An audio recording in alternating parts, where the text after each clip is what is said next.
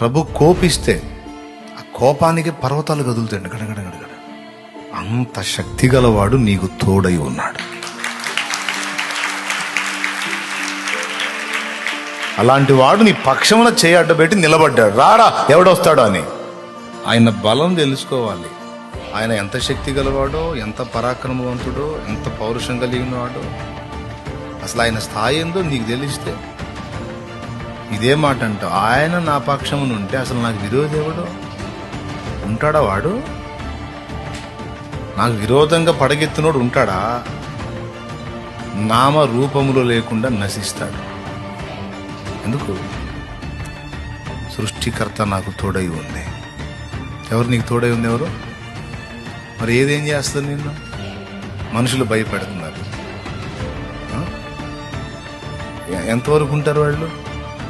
ఒక్క చూపు చూస్తే చాలు.